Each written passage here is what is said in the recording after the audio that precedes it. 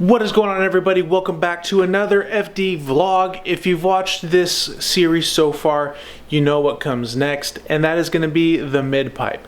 So I'm going to explain to you guys why I got a catted mid-pipe and also did not go for a downpipe. So in case there's any questions as to why I went this route, I went with a catted 3-inch downpipe with a high flow cat because I wanted it to be a little bit quieter. The car already pulls up enough attraction as it is that I don't really want to be that guy smoking down the street in a rotary or anything I pull up to in it and get pulled over because it's smoking. It's just avoiding a hassle. Yay, I might be missing a few horsepowers, but to be honest with you, I think the trade-off is worth it, and I don't think they're horsepower that I really would notice. Maybe sure on a dyno I might get like 5-10 more, but the butt dyno isn't going to really notice anything. In fact, if you don't go to McDonald's for a week, you'll see a bigger difference. But I didn't get a 3-inch downpipe, and you guys might be wondering why. Well, this is a JDM FD. A JDM FD does not come with a cat in the downpipe. The USDM one comes with 2 cats, one in the downpipe and one in the midpipe. And also, this car honestly isn't going to be running on the twin turbo system very much longer. Maybe a year and a half max before this motor does get pulled, it does get built, and at that point we're going to go big single turbo, and we're also going to go different downpipe. I don't see the point in buying a downpipe, which I'm only going to use for a little bit, when this midpipe I plan on using for the foreseeable future, and it just seems like a better investment. So I could save money and use it towards something more beneficial than just replacing a pipe that I'm going to replace again in the next year. So that kind of eliminates the need of a downpipe. So the midpipe is going to be the project. It should obviously change the sound of this car, because I believe that the stock cat that's in this is clogged and is not working properly. So we should definitely hear a difference. Hopefully not so much in decibel level, just tone.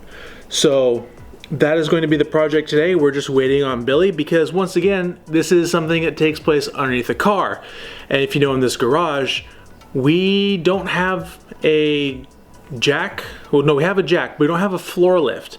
And because the floor lift lifts the cars up high enough I can get underneath them, and the jack doesn't, I can't fit underneath this car. I get stuck about chest right here, and that's it. I have no leverage on any bolts. I can't reach a lot of the stuff, so that's where Billy comes into play, and he can fit. So it's just another thing that he can do and I can't until we get a lift. So the funny thing is, this is how this downpipe was shipped to me. It wasn't in a box. It was just open like this. Or sorry, this is a mid-pipe. Wow. And just wrapped up the ends where the flans are. And that's it. Here's the high flow cat right here. All the way down. And on the other side here, on the cat, they actually just slapped all the shipping information. So I can kind of show you right there. I'm not going to show you the full thing because it does have a lot of personal information on it. But one thing when you buy this is that you can do and tell right away is you can inspect the welds.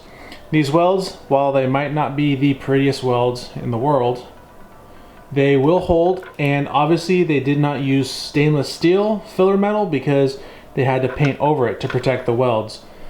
So they might hold, obviously they'll hold. This is a very reputable company with their products, but it's just weird for me to see that. You could just use stainless steel consumables and not deal with it. But one thing I need to do is make sure that all the tape and everything that they slapped on this catalytic converter is off, and I'm going to use Goo Gone to get rid of all the goo, because this gets hot and it will catch fire, it will burn, it will smell.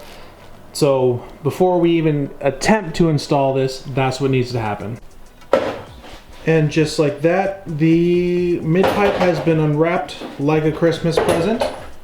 She's ready to be installed. Thomas is home, and he already got underneath the car and removed the cross member that is blocking the stock mid-pipe and then installing. And that's where we're at. And for those of you at home who are like me and are very unfamiliar with the underside of an FD because you can't fit, Billy here is separating the catback from the mid-pipe.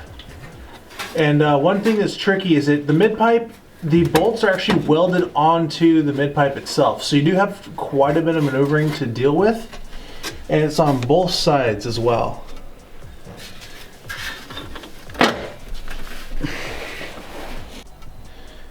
So we got the old busted joint out, and we got the new hotness next to it.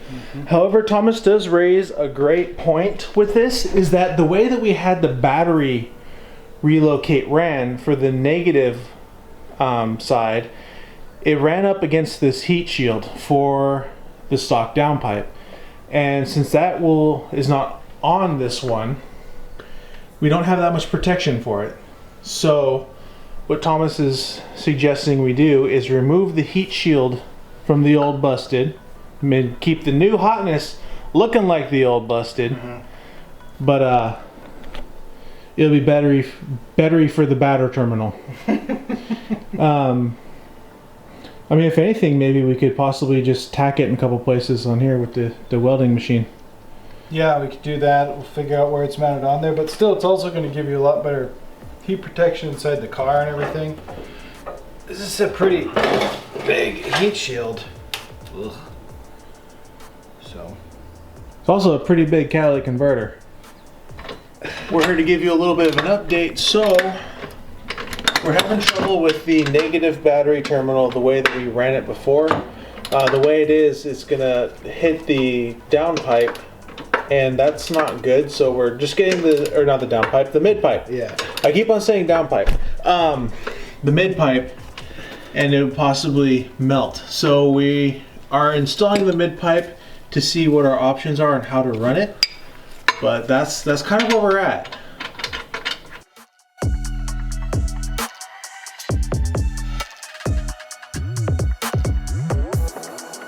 You can move the light if you need better lighting. A solution has been found. So what we've done is ran the negative battery line up in between this existing heat shield right here, which is for this cavity, up through here, all the way back. And let me move the light here. It's right here. Brings it up right there, and we have a little bit of slack right here, but we can seal that up with the P-clamp and get it up out of the way, and that'll work. Yep. It keeps it up away from the exhaust. So I think, light back on you over here. I think that'll work. I can't wait to see how this car sounds with this new mid-pipe. Are you doing drugs? I said mid-pipe. You said see sound. Can you see sound right now? See how it sounds. Hear how it sounds? No. You can see sound waves. Oh boy. Have you never seen TNT go off? You can see the pressure wave, which is essentially a sound wave. That's true. So I just picked up the cat to move it over here out of the way. By the way, if anybody wants any of this stuff, just let me know. The cat is completely shot. That's just gonna go. But if anybody's interested in stock intake, the stock intercooler, stock intake piping, cover, anything like that, go ahead, just let me know. But as I picked up the stock cat, out came what I originally thought was a piece of wood from standing up here, but it actually wasn't. This is the honeycomb stuff that cats are made of. And that just proves to you how shot this was to literally just have this fall right out of place. I think this car is going to sound a lot better with this cat in it. Yeah, I think so. I think so. Okay, so everything is reconnected. We can start the car. Cool. See how it sounds. So,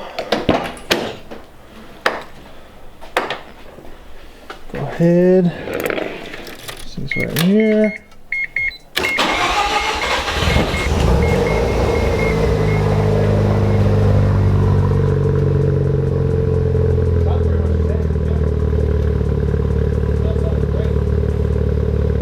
So as you guys can hear, the FD actually does still sound the same. It's a little smoky, a little smokier than normal, but you know, it has a lot of stuff to burn off the pipe, inside the pipe, all that stuff. So yeah, we're gonna crack the garage door. Good night. But she's up and running, sounding good. Okay, so the car does sound the same, which is absolutely okay with me. The car already sounds fantastic as is, and that did not change. However, one thing that did is on the dash, in the gauge cluster and everything, is a catalyst heat light on the JDM FDs. If you have a USDM, I believe it is on the switches down there, where usually there's a fog light button, and I believe that, yeah, for the defroster for the rear window, there's normally a little light there, and that's where it is on the USDM models, I believe. And so what's happening now is that's staying illuminated since there's no longer a temperature sensor inside the cat, because on this catalytic converter there was no room to reconnect that sensor. So we have to ground that out. Now, the actual plug is on the driver's side, that side of the FD, and all we have to do is just take it out and just spin the two wires together, or solder them, wrap them up in electrical tape, whatever we gotta do, and it'll ground out that light and it'll go out. And then we can properly drop the car. So let's go exploring under the driver's side seat here. See what we can find. So what I did while the car was still jacked up is the wire that actually shot through the floorboard was still hanging out a little bit, and I stripped them down just enough to be able to bridge the connection and ground it out. And now when we turn the key, there is no heat light right there. So we're good. Thank you guys so much for watching this video. If you like this video, give it a thumbs up. Always consider subscribing. If you have any questions, comments, or concerns, leave them in the comments down below so we can read them and address them. And if they ask you, tell them you want more.